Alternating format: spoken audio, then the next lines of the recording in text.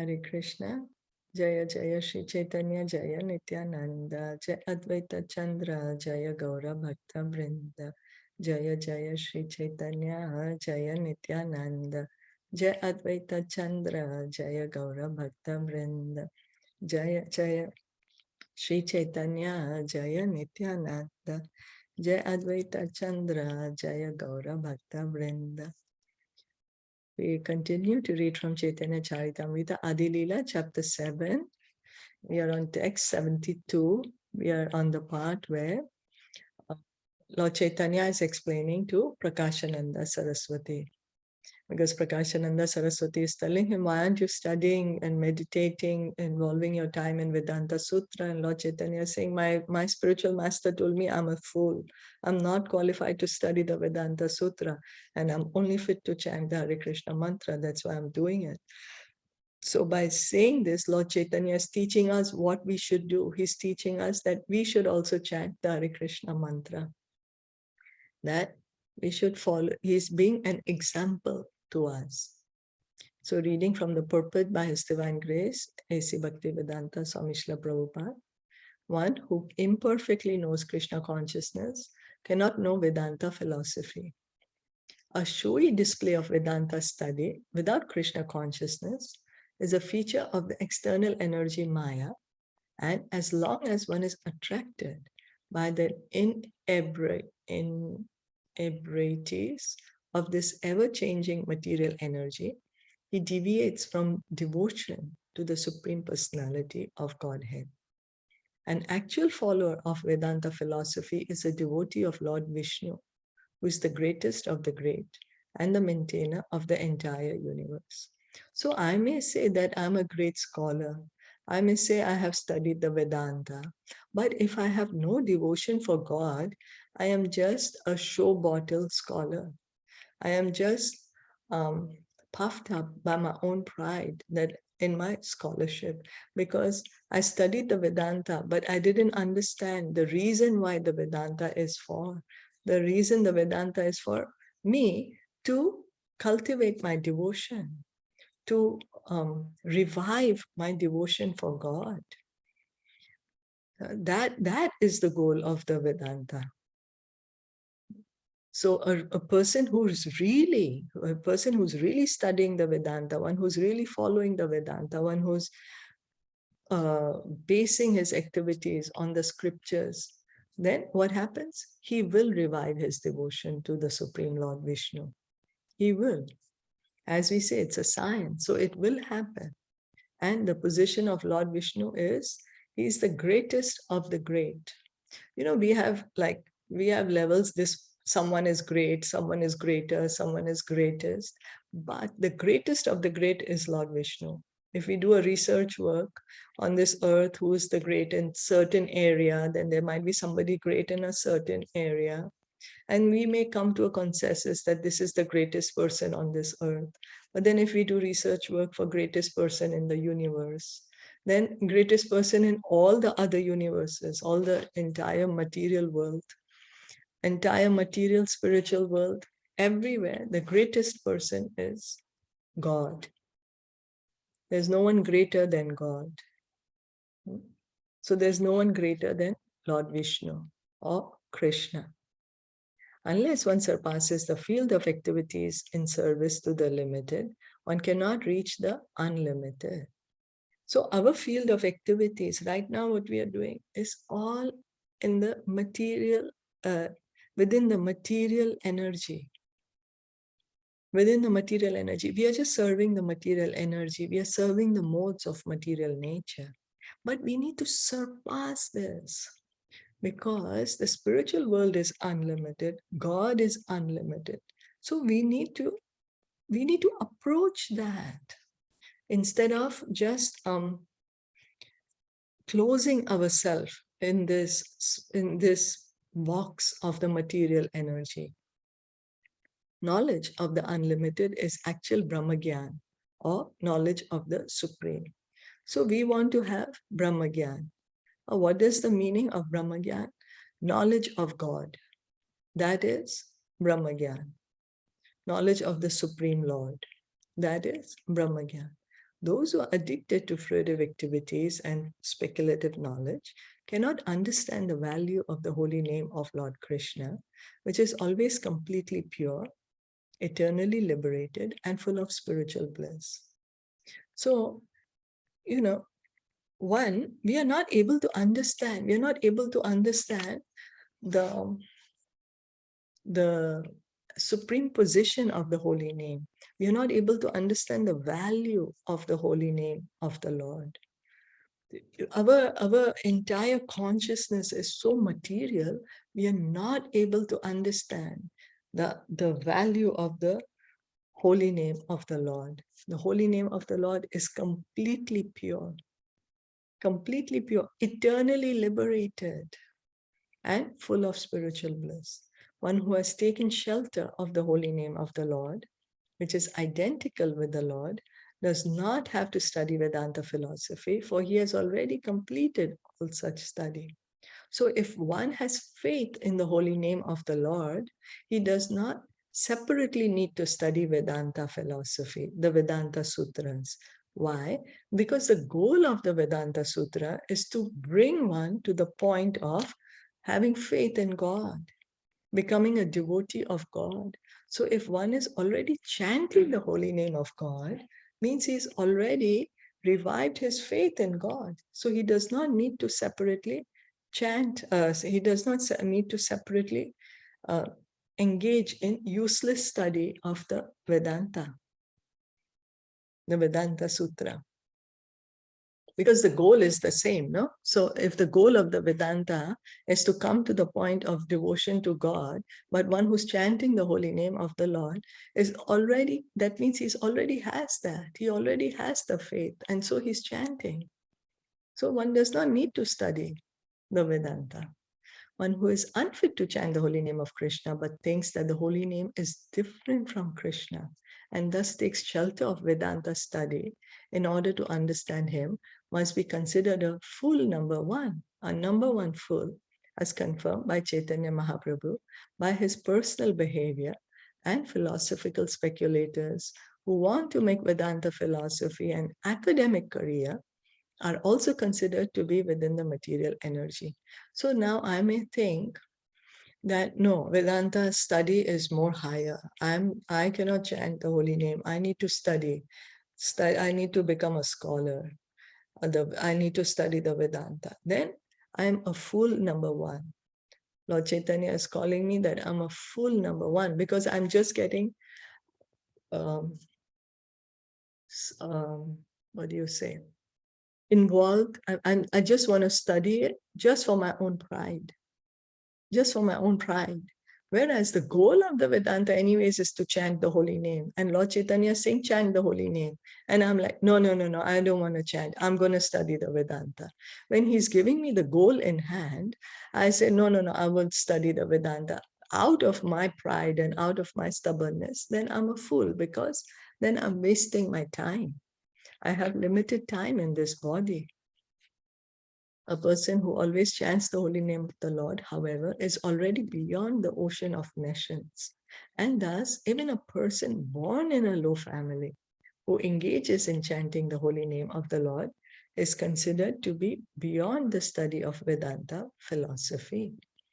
So our material, nothing material can affect or can put any obstacle to our devotion. So we may be born in low families, but that does not mean that we can't chant the holy name. No, anyone can chant the holy name. And a person who's always chanting the holy name, who's constantly chanting the holy name, he is a liberated person, already beyond the ocean of nations. Means he's situated on a liberated platform. So materially, he may be born in a low family, but he's already realized his spiritual position.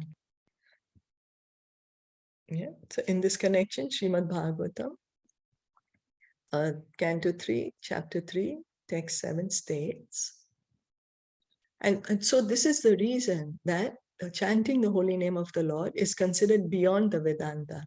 philosophy. Why? Because it can give immediately liberation to one who's constantly chanting the holy name with purity. Aho batasva pachotu gariyan yaj jihvagre vartate namatubhyam te pustapaste juhuvuhu sasnur arya brahmanuchur nama grananti yete. If a person born in a family of dog eaters takes to the chanting of the holy name of Krishna, it is to be understood that in his previous life, he must have executed all kinds of austerities and penances and performed all the Vedic yagyas. So chanting the holy name, the Bhagavatam is saying that doesn't matter. A person may be born in the family of dog eaters. Someone is born in such a family, but he's chanting the holy name. He's chanting the holy name means he must have done all kind of austerities in the previous life. He must have done. That's why he's able to chant the holy name. He must have done all the Vedic yagyas, all tapasya, all pilgrimages, everything one has done to be able to chant the holy name. Because chanting the holy name is above just regular tapasya or austerity or going to pilgrimage, because all that we are just doing to rid of our sinful reactions, go to heavenly planets. But chanting the holy name is beyond that, is beyond that. Rigvedo yatha atha yajurveda samavedo api atharvanaha aditastena yenoktam harir iti aksharad vayam. A person who chants the 2 syllables, Hari, has already studied the 4 Vedas, Sam, Rig, Yajur, and Atharva. So, this is, Krishna knows that we in Kali Yuga, we are lazy. Our lives are very short. Our minds are disturbed. So what are all the scriptures saying? You chant Hari. When you say Hari, you chanted Hari, means you have studied all the Vedas. It can take us lifetimes to study the Vedas. And in this age, we do not even have the expertise to understand the language of the Vedas. We need great expertise to be able to understand the language of the Vedas. But just by chanting Hari means we have read the Vedas. So we would be a fool to say, no, I'm not going to chant the Hare Krishna mantra. I'm not going to chant the holy name Hari. I'm going to study the Vedas. Then that's why we are being called the fool number 1, because we are giving something which can easily give us perfection, but we are saying, no, I'm not going to do that. I'm going to engage in dry study. So taking advantage of these verses, there are some Sahijyas who, taking everything very cheaply, consider themselves elevated Vaishnavas, but do not care even to touch the Vedanta Sutra or Vedanta philosophy. A real Vaishnava should, however, study Vedanta philosophy. But if after studying Vedanta philosophy, one does not adopt the chanting of the holy name of the Lord, he is no better than a Mayavadi. So the point is not to take things cheaply. So Prabhupada is saying there are certain people who listen to this statement and they say, okay, I'm not going to study anything from the Vedas, and I'm just going to pretend I'm already an elevated Vaishnava. But that's not right. That's not the way. A real Vaishnava, what he does is he studies the scriptures, and then he has to come to the point of chanting the holy name. Because if he has not come to the point, that means he's not understood the scriptures. All the scriptures are pointing to that direction for us, that take up the chanting of the holy names of the Lord. Therefore, one should not be a Mayavadi, yet one should not be unaware of the subject matter of Vedanta philosophy. Indeed, Chaitanya Mahaprabhu exhibited his knowledge of Vedanta in his discourses with Prakashananda Saraswati. Thus, it is to be understood that a Vaishnava should be completely conversant with Vedanta philosophy, yet he should not think that studying Vedanta is all in all, and therefore be unattached to the chanting of the holy name. So it's not that, so if we are joining a medical school, it's not that only we have to study and study and study. We have, the purpose we are studying is for, we have to come to the point of of graduating from the school, practicing to be a doctor, practicing helping people, curing people. That's the reason we go to a medical school, not just to study. Similarly, the idea that one should take up the Vedanta study is to come to the point, of devotion to God. Devotion to God. Come to the point of chanting the holy name. A devotee must know the importance of this, of simultaneously understanding Vedanta philosophy and chanting the holy names. So both, one should know both. If by studying Vedanta, one becomes an impersonalist, he has not been able to understand Vedanta. So many people, when they hear the Bhagavad Gita, when they study Bhagavad Gita, they become impersonalists. Their idea is that they want to go into the Brahman effulgence. They get attracted by that. They want to sit in the Brahman effulgence. But if we study Bhagavad Gita carefully, Krishna is saying that all living entities are my parts and parcels. And Krishna is saying that by all the Vedas, I am to be known. And he says, surrender unto me. This is what Krishna is saying in the Bhagavad Gita. So we should not misunderstand and become an impersonalist. So reading on, this is confirmed in Bhagavad Gita, chapter 15, text 15, Vedanta means the end of knowledge. The ultimate end of knowledge is knowledge of Krishna, who is identical with his holy name. So knowledge, we want knowledge to be able to know things, to take away our ignorance, so I will know. So the goal of all knowledge, the end of all knowledge is to know Krishna. That is the end of all knowledge, Vedanta, to know Krishna.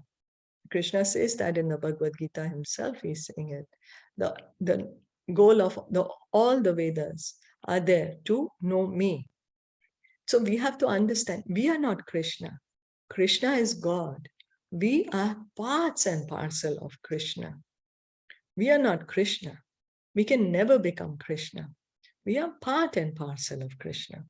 So Krishna and his holy name are identical.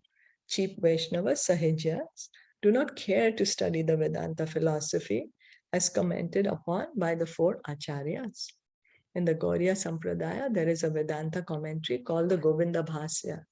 But the Sahajyas consider such commentaries to be untouchable philosophical speculation, and they consider the Acharyas to be mixed devotees. Thus, they clear their way to hell. So we also have the Vaishnavas, we have the Vedanta commentary, and that's called the Govinda Bhasya. So if we want to study the Vedanta, we should study the Govinda Bhasya that is written by Sri Baladev Vidyabhushan. And Srila Prabhupada, he dedicated his Bhagavad Gita as it is to Srila Baladev Vidyabhushan. Yes, he dedicated the Bhagavad Gita. It's there if we read the first few pages, is dedicated it to him. So the goal of all the knowledge is to know Krishna and to chant the holy name of Krishna. Chant the holy name. So again and again we are being reminded, chant the holy name of Krishna. That is the only way of perfection for us in this age of Kali Yuga, in this age of quarrel and hypocrisy. That's the easiest way for us to get perfection. Is that okay?